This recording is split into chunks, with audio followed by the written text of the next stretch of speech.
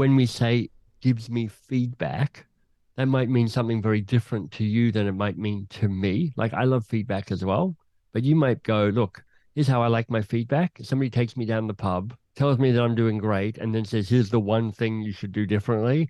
Whereas I'm like, here's what I love. I'm like, immediately just be blunt and get to it.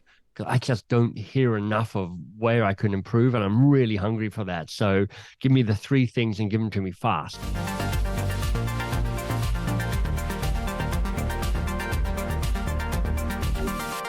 Hi everyone, welcome back to the HR Leaders Podcast. On today's episode, I'm joined by Michael Bungay Stanier, who's a #1 thought leader and keynote speaker on leadership and coaching. He's also author of the best-selling books, The Coaching Habit and The Advice Trap. And today we're going to be talking about his new book, How to Work with Almost Anyone. During the podcast, Michael shares why working relationships are so critical to your success and happiness, the 5 questions for building the best possible relationships, and practical exercises that you can do to deepen self-awareness. As always, before we jump into the video, make sure you hit the subscribe button, turn on the notification bell, and follow on your favorite podcast platform. With that being said, let's jump in. Michael, welcome to the show. How are you? I'm grand. Thanks for having me back. It's nice to see you again. I said to you before we went live, 2 books in 2 years, or was it 3 books in 3 years? I think it's 3 books in 3 years. Wow. I had this insight that of all the things I do, the thing I do that's most useful and most unique is being a writer. You know, actually having a book doesn't necessarily, it's like a trailing indicator of success, of a commitment to being a writer. Rather than trying to write books around all the other stuff that I have done, I've tried to put writing at the heart of it and do the other stuff around the edges. And it means that at the moment I'm on a bit of a run with books. Well, so the new book, How to Work with Almost Anyone. It's the best title I've ever come up with. I love was the almost added after, or did you? Yeah, exactly. We played around with it, and I was like, I can't call a book How to Work with Anyone. I don't know how to work with anyone. Yeah. But how to work with almost anyone. I'm like, I can take a good crack at that. Yeah. What was the inspiration behind this book? It kind of had a long-term inspiration and a kind of catalyst to actually write the thing. The long-term is, for 25 years, I've been doing something that I was taught by Peter Block, who's a great management writer and thinker, called social contracting, which is how should we work together? It's kind of building that. And I thought it was a really powerful tool, but not well known and not well explained. It was kind of a casual throwaway thing from Peter rather than a central part of what he teaches. With people on my team and with bosses and with clients and with vendors, I've been having these conversations about how do we work well together. Then the catalyst was a couple of years ago, my dad was dying and I was back in Australia living in my family home, helping mum and dad with that terrible process. And for all sorts of obvious reasons, mum and dad were kind of a bit fractious with each other. You know, dad had survived a stint in the emergency unit, the ICU, and had come home and he was living in a hospital bed. We knew dad had a terminal illness. We knew that we didn't know for how long. And mum and dad were having to live and operate in a new way for each other. They'd had 56 years of a really great relationship. I mean, they're a real kind of role model couple. They loved each other. They supported each other. They parented well, all sorts of great stuff. And I didn't want that to be the last memory for dad or for mum. So I actually suggested, based on this idea of a conversation about how you be together rather than the stuff that needs to be done, that they sit and have that conversation. How do you want to be together for the last weeks or months of dad's life? And it was absolutely as awkward as you would imagine. I mean, this is not something that my family does particularly. They're like, mum and dad were like, that sounds terrible. And I was like, it does sound terrible, but it sounds better than what's going on at the moment. And so they had that conversation. They did brilliantly at it. And it just created a connection and a peace in those last weeks of dad's life. Yeah. And so I started writing another book and it turned into this book. And I think because of what was going on with mum and dad and me being part of that with them. So that was the kind of the catalyst that made the book happen. Wow. That's such a powerful, so firstly, sorry to hear about that. Yeah, thanks. First and foremost, but what a powerful story. And, you know, just I'm sure there's lasting emotion, etc., that you've then translated into the book. It's truly part of you. You know, we would say that books are part of you, but this one's really, truly close. It says, I'm really proud of that moment. You know, there's a bunch of reasons I'm proud of, but, you know, when you do something like that, I'm helping my dad and my mum managed my dad's death with some equanimity and a Hmm. way of just having a better memory of how that was. That feels like a really good contribution to the world. So yeah, I'm proud of that. Love it. Break that down a little bit more. Why are our relationships so critical to our success and happiness? They just are, our work happens through the people with whom we work. I mean, think of your best working relationship and how good those are and how they stretch you and challenge you and grow you and make you feel safe and make you feel like the best of who you can be. Maybe like your relationship with your founder, your co-founder. You're like, this is great. I like doing this work, but I really like doing it with you because Yeah. we elevate each other. Hmm. Um, and then if you flip that and you think of like the worst working relationships you've had, and we've all had those where you're like, man, I lose my sense of self, I lose my confidence, the quality of my work drops, the courage I have, you kind of get diminished. John Donne said years ago, no man is an island, no person is an island. We work through people. We are interrelational. That is the nature of human beings. But with our working relationships, most of the time we just cross our fingers and we hope for the best. We're like, okay, hopefully this won't suck. Hopefully this will be good. And rather than being passive about it, I think there's a way that you can more actively shape the key working relationships you have so that they can be the best version of whatever that relationship might be. Mm. Before we get into that part, what are the signs of a great working relationship? Well, let me ask you that. When you think of the best working relationships that you've been in, Mm. how do you know? What are the clues you pick up? Someone that I can be vulnerable around. Yeah, Not worried about being, they're gonna judge me, yeah, or be worried about making mistakes. I think that would be one. People that have empathy, that I think that's yeah, that's great. super important. People that give me feedback, Brilliant. Yeah, I value that. Those are a few that those are the three yeah. that immediately came to mind. Yeah. So here's what's interesting about this, Chris, that is both generically true for the most part for most of us, and also specific to you. If you and I were looking to work together, if I was like, hey, I've got this idea of a new podcast that will supplement this one brilliantly, it'll be like the spin-off. It'll be like the Better Call Saul to your Breaking Bad. And I'm like, so how do we work well together? What I would do is I go, so when you've worked with somebody and you partnered up with somebody and it's been really brilliant, what happened? What did they do? What did you do? And then you would tell me some of that stuff and you tell me more. And then I would say, now let me tell you what's true about me. And I tell you my best. And the probability is there's a bunch of stuff that would overlap, but there's a bunch of stuff that would not quite overlap. Or when we say gives me feedback, that might mean something very different to you than it might mean to me. Like I love feedback as well, but you might go, look, here's how I like my feedback. Somebody takes me down the pub, tells me that I'm doing great, and then says, here's the one thing you should do differently. Whereas I'm like, here's what I love. I'm like, immediately just be blunt and get to it. Because I just don't hear enough of where I can improve, and I'm really hungry for that. So give me the three things and give them to me fast.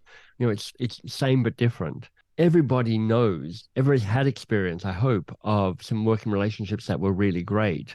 Part of the work for you to do is to become articulate about it. Interesting. Because Chris, when I asked you, you're like, oh, you went up into your head. I could see your eyes go up to the ceiling, and you're Yeah. like, oh, let me figure that out. What are the attributes of a best working relationship? What makes our conversation more powerful is if you already know that. You've already done the work. You've got more specific and more granular, and you have some stories to tell me. And then I'm like, I really get what lights Chris up, what's the nature of those relationships. He really gets what lights me up. Now we've got a better chance of actually doing some magic together. And is that what you refer to as the keystone conversation? That's part of the keystone conversation. So the key idea in the book is this idea of building a best possible relationship, a relationship that's safe and vital and repairable. In other words, we're not in some weird fantasy where we're like, oh, every relationship's going to be amazing and full of, unicorns burping rainbows. I mean, that's not how life works. But every relationship can be the best possible version of itself. And then the key tactic is have a conversation about how you work together before you get into the work. Or if you're already into the work, pause and have a conversation about how you want to work together. Uh, So you and I started a conversation and we're starting with one of the great questions, which is like, I would call it the good day question, number three, which is like, what can we learn from past successful relationships? And when Mm. you and I trade that information, we're already off to a great start because we're like, well, I'd like this to be a successful relationship. So we should do more of that so that we have the best chance of us hitting it out of the park. And I like the fact that before we started the podcast, you asked me that question. That's right. What makes a great podcast guest? Thanks for bringing it up because sometimes when you hear this idea of a keystone conversation, it feels like, oh, that feels like it's going to be big and heavy and we've got to be in a therapist couch or something to have it. Yeah. But actually, I mean, you and I just did a 3 minute check-in before Yeah. we started. If I'd been on my game, what I would have done is I've gone, brilliant, I've got it. Let me tell you what makes a great host for me. Oh yeah, that would have been great. Yeah. See, I didn't do my bit, which was to not only ask, but also to answer. Because if I said, look, here's what I love in a host. I love it when they pursue whatever interests them so they don't have to rattle through the list of questions, but they're like, oh, let's geek out about this thing. There's a bit of banter. If there's a little bit of banter back and forth, I'm like, Yeah. I like that because I like, I'm Australian. I like a bit of banter. And if they get me to teach something or talk about something that I might not have got to in other podcasts, then that's cool as well. If I'd done this properly, I would have given you something to work with as well, whereas you gave me something to work with. I'm going to start asking that question to my guests. I love that Yeah. question. Firstly, how do you prepare for a Keystone conversation? What things should you Yeah. be thinking about before that? There's a few things you want to think about as preparation. One is, who are the key people? Who are the people whose relationship with you drives some form of happiness and success? Mm-hmm. So sometimes that's if you lead a team, that can be the people on your team. If you have a boss, that can be your boss. If you're working in an HR function, it can be the partners that you're working with. If you're an HRBP, you're like, who are my clients and who do I serve? It's like as you look around, there are people with both direct lines of kind of reportage and dotted lines where you're like, these people influence my success and happiness. So that's the first preparation, which is like, where do I start? The second might be to go, well, who's on my almost list? In other words, I'm just not going to have a conversation with that person. It's too hard, too big, too broken, too rubbish. I'm not up for that. You might have one or two or three of those people, but that leaves everybody else. You've got a lot of people where you can actually go, what if we were more active about shaping this? The first person that came to my mind was my wife. Right. I was So- like, I need to have that one first in terms of Yeah. the impact on my life and vice versa. Well, I mean, I draw a lot on people who write about, intimate relationships. So, people like Esther Perel and John Gottman, basically all these Yeah, I people, get it. Terry Real, people who study couples, write about couples, talk about couples. I dug into all of their work in preparation for this. So it is true, I think, that some of this work moves over to those more intimate relationships. I mean, my wife and I are going through these 5 questions of the Keystone conversation as we speak. She's like, dude, you've written a book about this. Why aren't we having these conversations? I'm like, I know, it's because I'm a coward, but I should do this. But, the book's written for work relationships in particular, but if it sneaks Sure. into relationships like you and your wife, then that's an extra win for me. We spoke about number 3. Remind me the name. Yeah. Remind me of that question again. I call that the good day question. The good day question. What's number What can 1? we learn from successful past relationships? Okay, so what's number 1? Let's go through them. This is the next phase of the preparation, which is like, know the 5 questions and think about your answers for them. Spend a bit of time with them. And in the book, there are kind of 3 exercises for every question. So you've got a chance to get more practical and more tactical and more specific and more granular about your answers to these questions. So number 1 is the amplify question. It's a little similar to the good day question, but now the question is, what's your best? And what I mean by that, Chris, is when do you shine and when do you flow? Your flow state, we've heard about that this is how I mispronounce that Czech psychologist's name, Mihai Csikszentmihalyi. I think that's approximately it. Where time speeds up and it slows down and you're in the zone and you're like stretched, but not stretched too much. And you're like, oh, I love this stuff. That's me in the flow state. And shine is more a kind of outside in thing, which is like when you see somebody light up, when you see them get excited, when you see them kind of go, wow. In HR, we often are asking people things like, so what are you good at? Or what are your values? Or what are your strengths? I don't I don't really love any of those questions. I mean, what are you good at? I'm good at a bunch of things that I would be happy to never ever do ever again in my entire life. So I don't actually want to tell you all the That's things a I'm good good at. point. That's a good point. Yeah, it doesn't. I want It's to not tell even. you stuff that Yeah. I'm fulfilled by and lit up by and kind of it puts me in the flow state. When people come to me and they go, well, let me tell you my five strengths because I've done the strength finder thing as I buy. I'm like, first of all, I can never quite remember my five strengths. I mean, I think forgetfulness is one of them, and then I can't remember the other four. But when they go, well, Michael, here are my four strengths, and I'm like, that's cool. I'm glad that's helpful for you.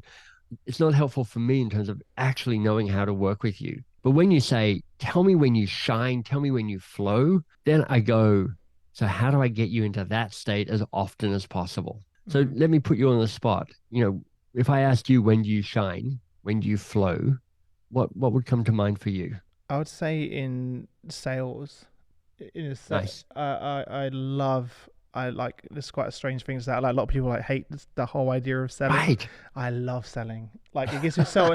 It's like Shane, my co-founder's the opposite. He doesn't like it. Whereas I Yeah. love the science behind it, the relationships, the value we bring our clients, like just everything, the technology surrounding it, anything and everything.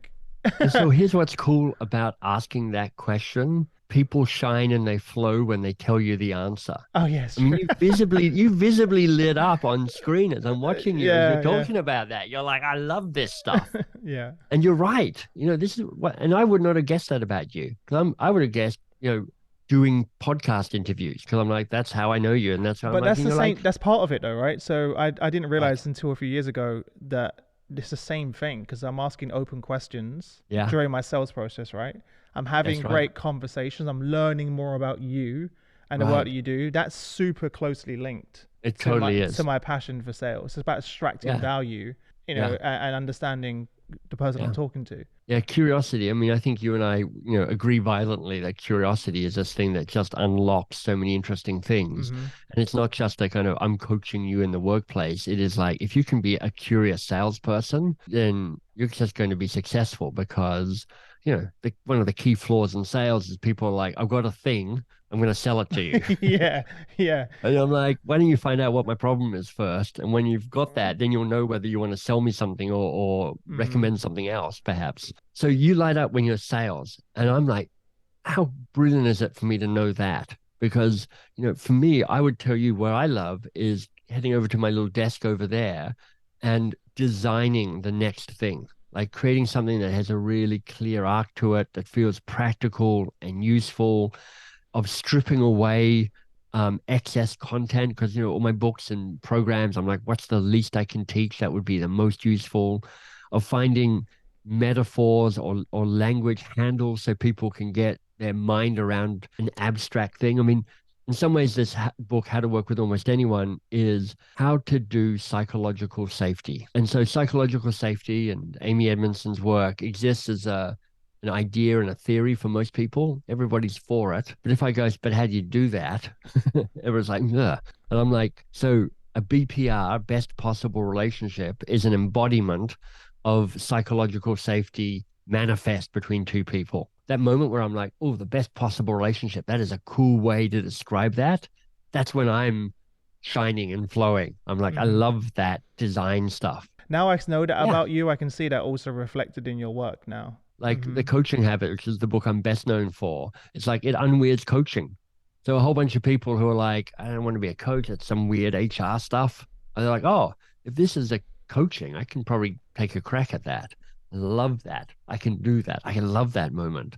And so if you and I are figuring out how to work together, we're like, okay, how do I get you into that sales role in a kind of more broadly defined way that we've talked about? And how do you get me into that design role? Now we're both giving this relationship the best chance to be the best it can be because we know how to bring out each other's best.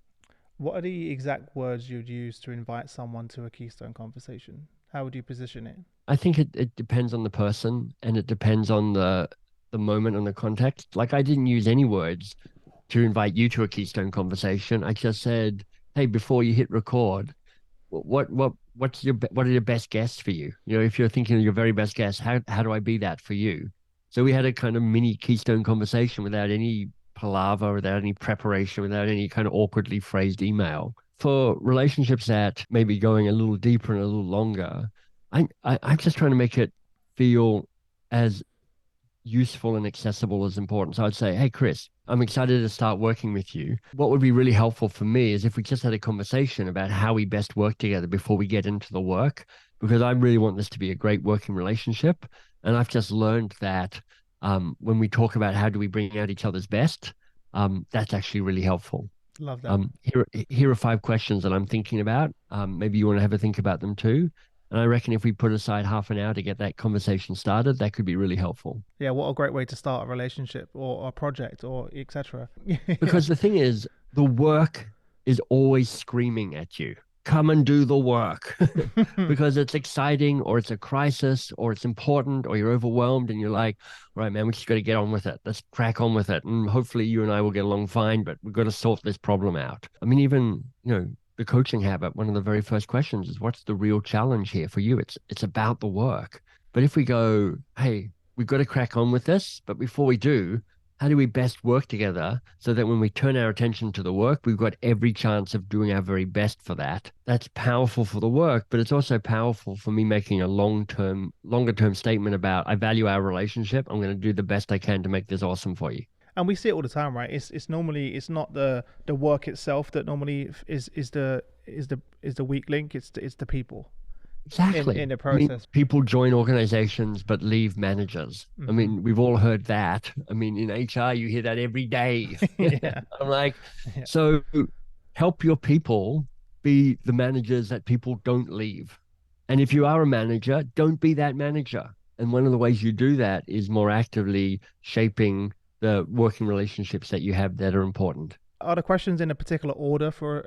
Is there a rationale behind asking them in the Um, order of 1 to 5? They don't have to go in that order, but the first question, what's your best, deliberately starts with how do we amplify what's working? The second question, which is the steady question, which is what are your practices and preferences, is there because it's a relatively easy question to get into because it's like, what's the minutiae about how you work? It's like my name's Michael, it's not Mike. My surname is Bungay Stanier. That's how you say it.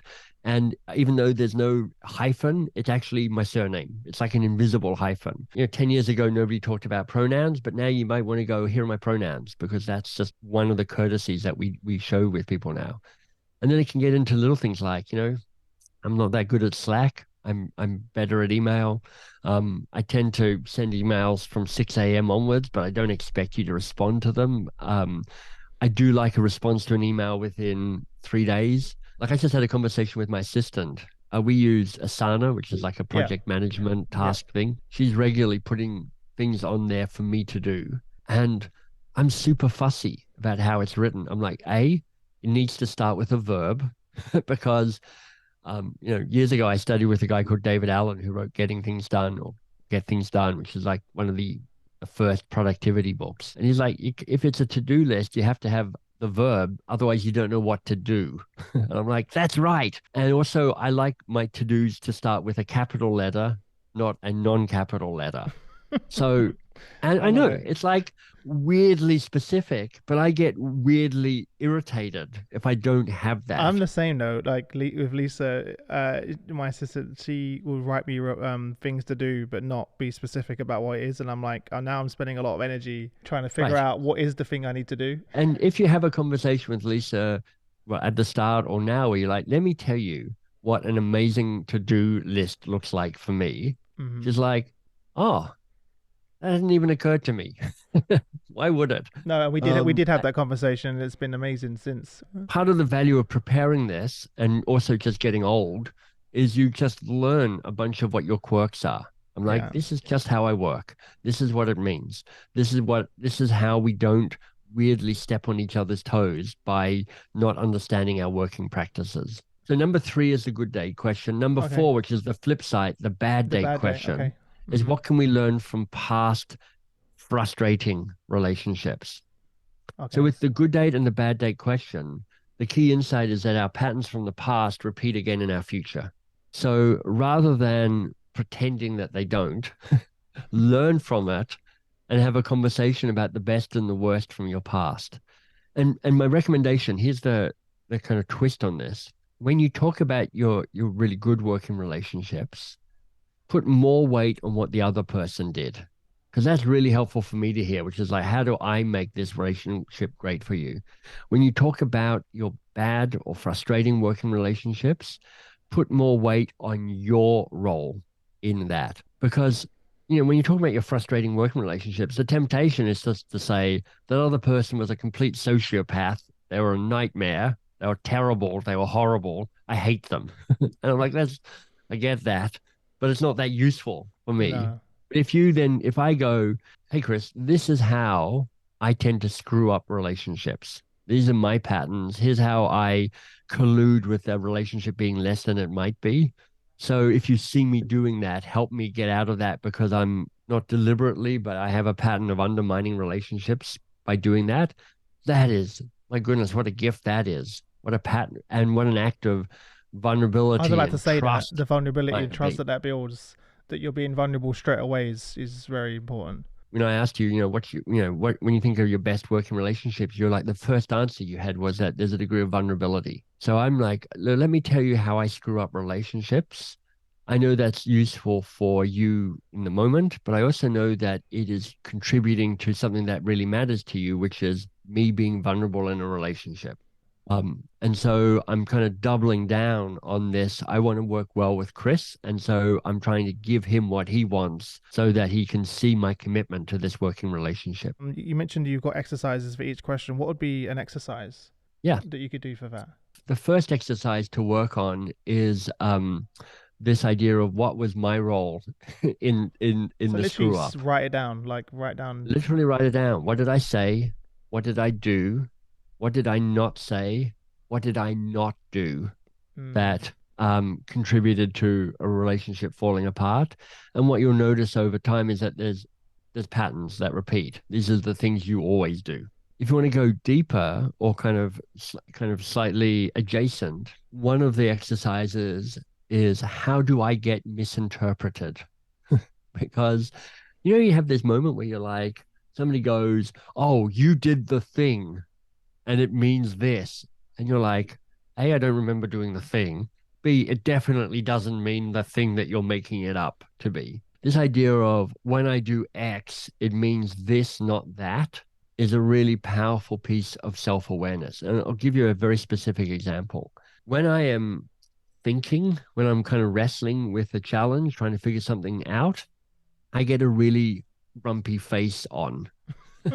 Now, most of the time, I'm like, how I'm known is like pretty positive and I'm pretty animated and I'm pretty yeah. smiley, just like you're getting me. And when I'm in a conversation, I'm trying to figure it out. I kind of get this, what do they call it?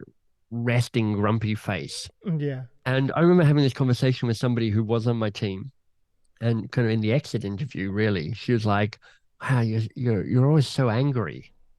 And I'm like, I'm the least angry person in the world. I have literally never lost my temper with you or anybody on this team because I do not have anger issues.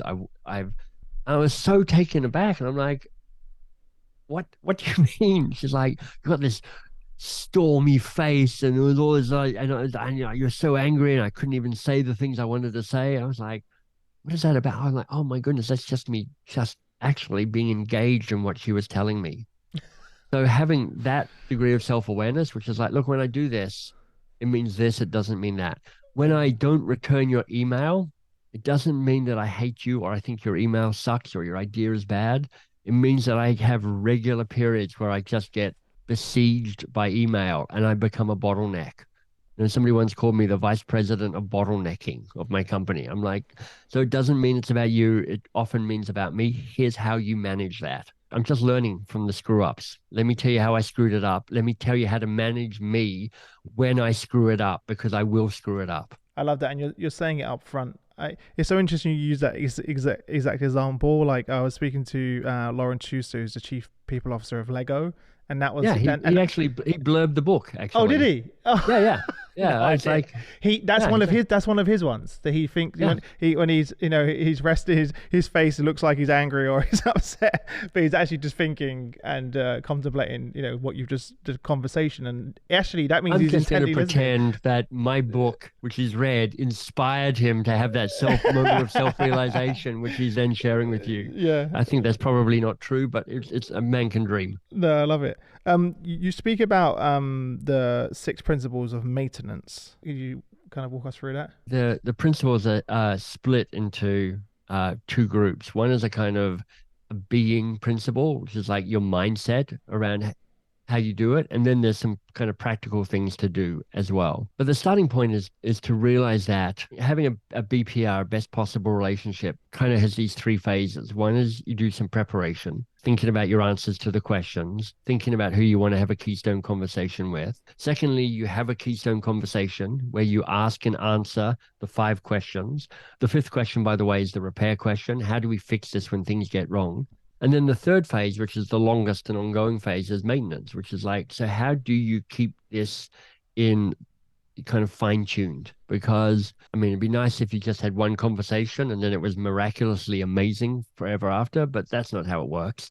You need to look after it, like a gardener does or like a mechanic does. Everything needs fine tuning. The being principles are being open hearted, meaning being generous to what's going on, being open minded, meaning being curious as to what's going on, and being open handed, meaning to kind of share what's going on for you and not be too walled off, to kind of be vulnerable to the extent that is appropriate in that relationship. So there's just a ways of showing up around an openness, because at the heart of this and building a relationship is an invitation to be more open, to be more connected, to be more human. And then there are the kind of practical things that you want to do, which is like adjust always. You constantly want to be fine tuning the relationship. If we were doing a podcast together and we were co-hosts, this is our first episode.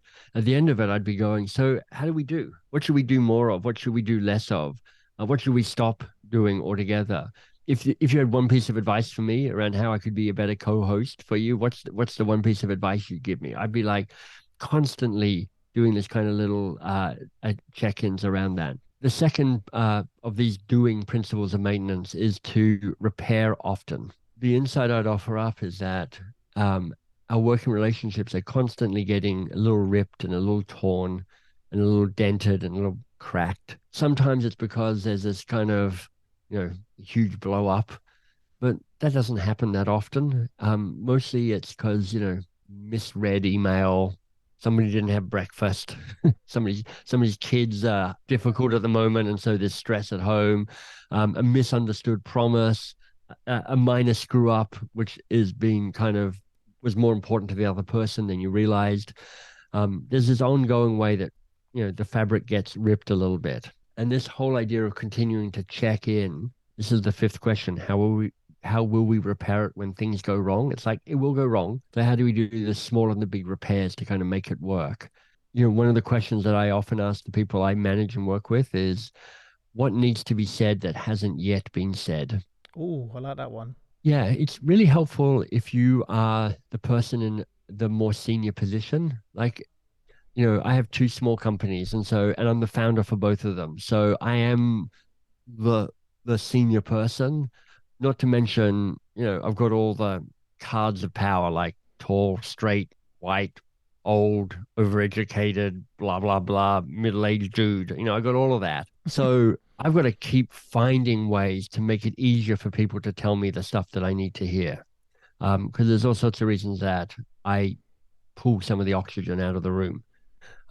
So what needs to be said that hasn't yet been said is understood by the people who I asked that to, because this is part of our keystone conversation, which is like, what do you need to say that is hard to say, or fragile, or tender, or not yet fully thought through? What's there? Yeah. Um, and then the third and final maintenance principle is something occasionally. Effectively, it's like reset as needed. Which is like sometimes you're like, this is broken. We need to stop this. Yeah. Or this is broken. We need to do a proper reset on this, which is like, man, we need to get something off my chest. We need to clear the table. We need to do a reboot of this relationship, or we need to end this relationship because it's not working. Before I let you go, kind of what's the one thing you really want people to take away from the book? If people could take away one thing, what would you want them to take away? We've covered a lot of the book, so I'm going to allow people to make their own choice about what's useful for them to take away. It might be the idea of a best possible relationship, one that is safe, vital, and repairable. Mm-hmm. It might be the key insight that our working relationships are such key drivers for our happiness and our success. So don't be passive about them, be active about them. It might be getting into the keystone conversation about how you invite somebody and the 5 questions. It's like take the thing that feels most useful for you. But I do have an invitation, not what to take away, but what to do now. And the invitation is to be the person who reaches out, because it will have occurred to many people here that a keystone conversation feels like a slightly unusual, slightly awkward thing. Mm-hmm. And it is. Even though you can see the power of it and how useful it will be, it's not a common thing, because the work always seems the most important thing. And we put the relationship aside because the work is more urgent and the relationship is trickier and harder thing to manage, particularly because so many people listening to this podcast are HR professionals. It's like, take the lead on this. Be the person who reaches out. Somebody said, people don't like to be the first one who says hello, but everybody loves to be greeted. So Oh, I if love you're that. brave enough to say, hey, what if we had a conversation about how we work together? Most of the time, you're going to have people going, sure, that sounds really good. The conversation won't work every time. This isn't a kind of plug and play foolproof thing. For the 90% of the time that it does work, the benefit for that more than outweighs the 10% of the time where you're like, it didn't quite work. Where can people grab a copy of the book and also connect with you Yeah. if they want to learn more? The books are in all the obvious places where you find books. There's a ton of resources for free at bestpossiblerelationship.com. So you can download the 5 questions. There's like 3 or 4 different designs. There's also a video of me role modeling a keystone conversation, actually Great. with one of the people who I work with, Ainsley. She's just been promoted to this new role, and we just filmed the conversation of her and me going, how do we work differently now? So you can see a kind of keystone conversation in action at best possible relationship. And then for me and my other books and other resources connected to those books, mbs.works. Amazing. And as always, everyone listening, all of those links are below. So whether you're listening, watching, whatever platform, they're all below. Also, I would say follow Michael on LinkedIn. I think you do a lot of work on LinkedIn. You That's post right. some great content there. So definitely follow you there. But Thanks. honestly, it's a pleasure chatting again. And It was I'll really probably good. see you soon. You're going to be in London for Thinkers 50? I am. All right. Yeah, So yeah. I'll Think it's 50. I'll see you in 2 weeks until next week. That sounds perfect. See you soon. I'll see you in a week or so. Yeah. Bye-bye.